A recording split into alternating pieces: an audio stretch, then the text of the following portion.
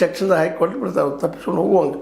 ಹೀಗೆಲ್ಲ ಇಲ್ಲಿ ನಡೆಯೋದನ್ನು ನಾವು ಸಾಮಾನ್ಯವಾಗಿ ನೋಡ್ತಾ ಇದ್ವಿ. ಹೀಗಾಗಿ ಇವತ್ತಿನ ದಿನ ಏನಿಲ್ಲ, ಎರಡೂ ಪಾರ್ಟಿಗಳಿಗೆ ಭಾಳ ಮಹತ್ವದ, ಅದರಲ್ಲೂ ದಕ್ಷಿಣ ದಾವಣಗೆರೆಯಲ್ಲಂತೂ ಇವತ್ತು ಎರಡೂ ಪಕ್ಷ ನಿಶ್ಚಿತವಾಗಿಯೂ ದೊಡ್ಡ ಏನಪ್ಪ ಸ್ಪರ್ಧೆ, ಅದರಲ್ಲೂ ಸಮರ್ಥ ಅವರಿಗೆ.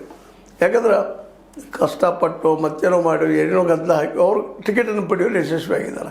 ಇನ್ನು ಗೆಲ್ಲಬೇಕಲ್ಲ, ಆ ಗೆಲ್ಲೋದಕ್ಕೆ ಮುಸ್ಲಿಂ ಬಾಂಧವರೆಲ್ಲ ಒಕ್ಕೊರಲಿಂದ ಒಗ್ಗಟ್ಟಾಗಿ ಮತ ಹಾಕಿದ್ರೆ ಆಗ್ಬೋದೇನೋ.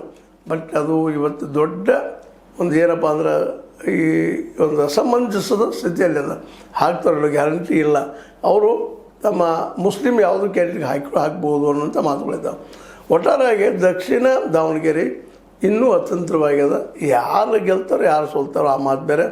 ಆದರೆ ಕಾಂಗ್ರೆಸ್ಗೆ ಸಹಜವಾಗಿ ಗೆಲ್ಲುವಂತಹ ಈ ಕ್ಷೇತ್ರ ಇವತ್ತು ಸಹಜವಾಗಿ ಸಿಗ್ತದನ ಅನ್ನುವಂಥದ್ದು ಪ್ರಶ್ನಾವಳಿ ಹೇಳೋದಕ್ಕೆ ಸ್ವತಃ ಕಾಂಗ್ರೆಸ್ ಕಾರಣ ಅಂತ ಹೇಳ್ತಾ ನೋಡು ಏನಾಗ್ತದೆ. ನಾಳಿಂದ ಮತದಾನ ಆಗ್ತದೆ, ನಂತರದಲ್ಲೇ ಎಕ್ಸಿಟ್ ಪೋಲ್ಗಳು ಬರ್ತಾ ಇರ್ತೇವೆ.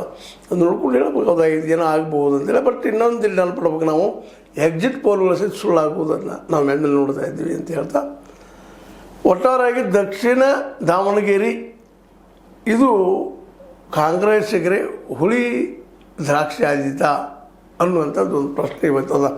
ಏನಾಗ್ತದೆ ನೋಡೋಣ ಅಂತ ಹೇಳ್ತಾ, ಇದು ನಿಮ್ಮ ಲೈಕ್ ಇರೋದು ಲೈಕ್ ಮಾಡಿ ಶೇರ್ ಮಾಡಿ ಕಮೆಂಟ್ ಮಾಡಿರಿ. ಜೊತೆಗೆ ಸಬ್ಸ್ಕ್ರೈಬ್ ಮಾಡಿ. S16 ನ್ಯೂಸ್ ಅರ್ಥ ದೇಶ ತರಬೇಕು ಸತ್ತ ಕೈಗಳಲ್ಲಿ ವಂದನೆಗಳು.